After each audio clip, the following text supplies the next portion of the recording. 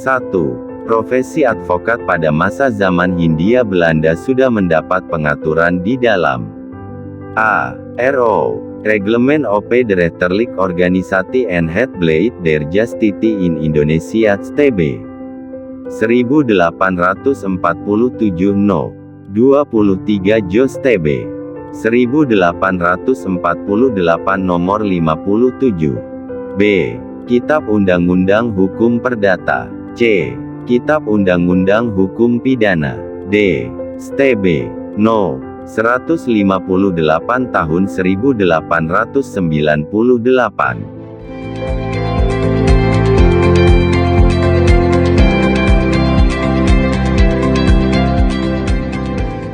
2. Sebelum berlakunya undang-undang tentang advokat, sebutan bagi advokat ada beberapa macam. Sebutan itu antara lain adalah A. Penasihat hukum. B. Pengacara praktek. C. Konsultan hukum. D. A, B dan C benar.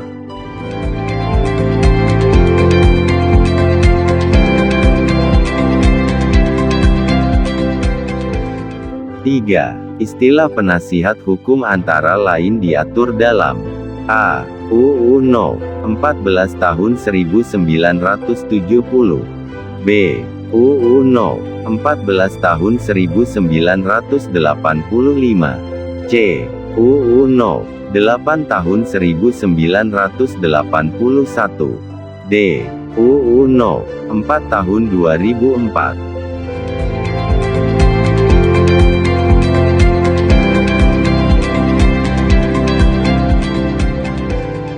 4. Yang menyelenggarakan ujian bagi pengacara praktek adalah A. Pengadilan Tinggi. B. Pengadilan Tinggi Tata Usaha Negara. C. Pengadilan Tinggi Agama. D. Pengadilan Tinggi Militer.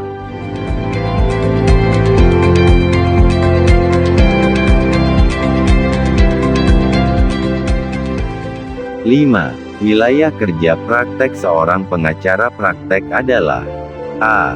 Kabupaten. B. Kota Madya. C. Provinsi, wilayah hukum pengadilan tinggi. D. Seluruh wilayah Indonesia.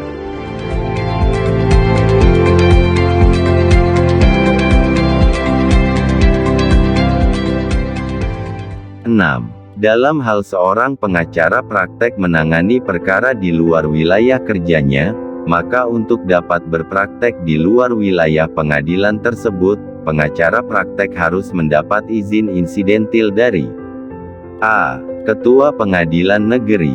B. Ketua Pengadilan Agama. C. Ketua Pengadilan Tinggi. D. Ketua Pengadilan Militer.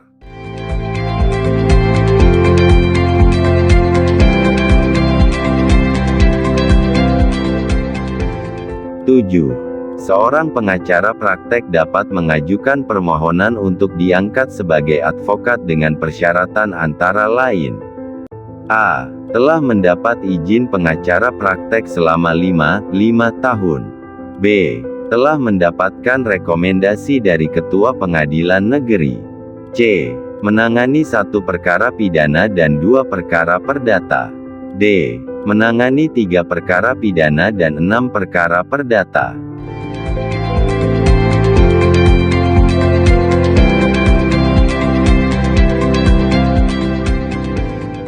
8. Setelah berlakunya UU No.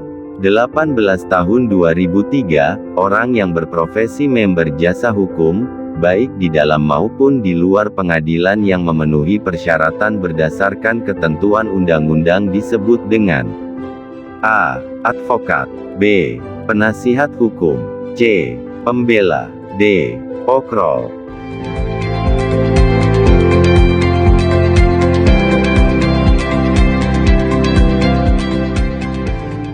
9. Selain advokat, pihak yang dapat mewakili pihak lain untuk beracara di pengadilan antara lain adalah A. Serikat buruh. B. Serikat persaudaraan. C. Organisasi pengusaha. D. A dan C benar.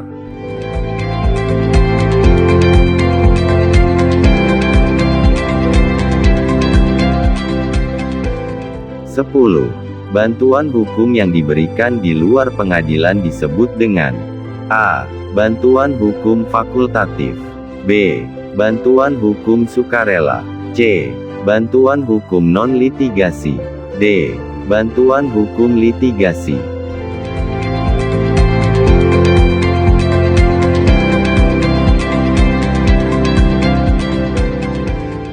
11. Pada zaman sebelum kemerdekaan, perkara yang wajib mempergunakan jasa advokat adalah berperkara di A. Pengadilan adat, B. Pengadilan agama, C. Pengadilan Landraat, D. Raad van Justitie.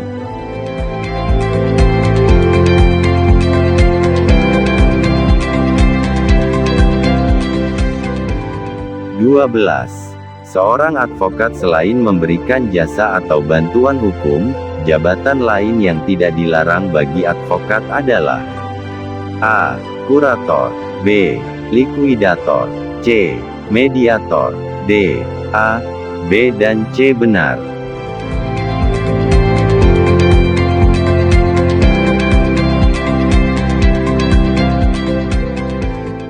Tiga belas. Jabatan rangkap yang dilarang bagi seorang advokat adalah A. Ketua anggota DPR/DPRD, B. Ketua anggota DPD, C. Notaris, D. A, B dan C benar.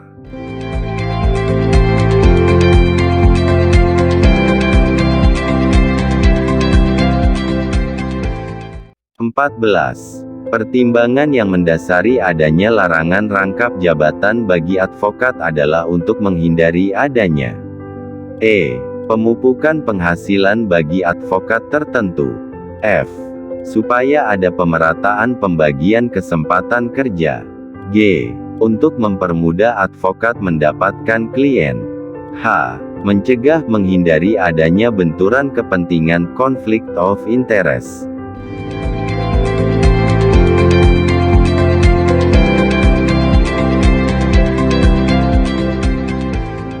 15. Apabila advokat berada dalam suatu posisi di mana ada kemungkinan terdapat benturan kepentingan conflict of interest, sebaiknya advokat bersangkutan A. Tetap menangani perkara, B. Mencoba mencari pembenaran atas terjadinya benturan kepentingan, C.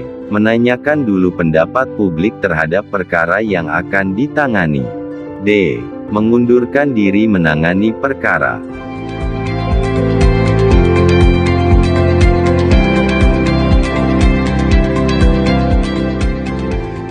16. Pemberian kuasa dapat diberikan dengan cara A.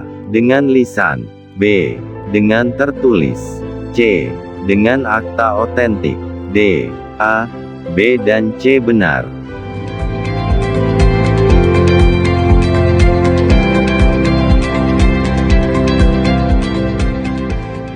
17. Hubungan hukum antara advokat dengan klien dimulai atau tercipta sejak A. Klien menceritakan kronologis permasalahan kepada advokat, B. Klien menyerahkan dokumen untuk dipelajari advokat, C. Setelah klien menandatangani surat kuasa, D. Setelah klien membayar honorarium baik sebagian maupun seluruhnya.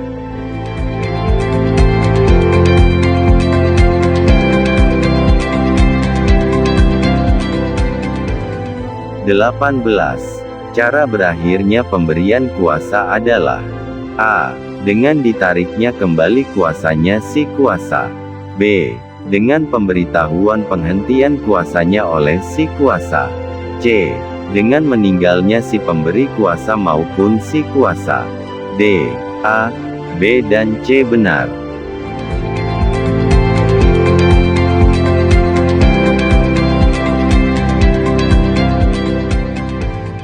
19.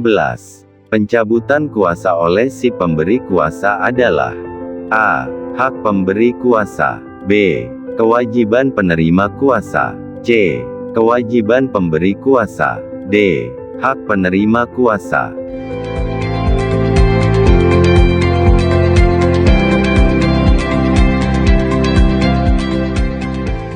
20. Penggunaan jasa advokat di Indonesia pada umumnya adalah bersifat A. Imperatif, B. Fakultatif, C. Keharusan, D. Wajib.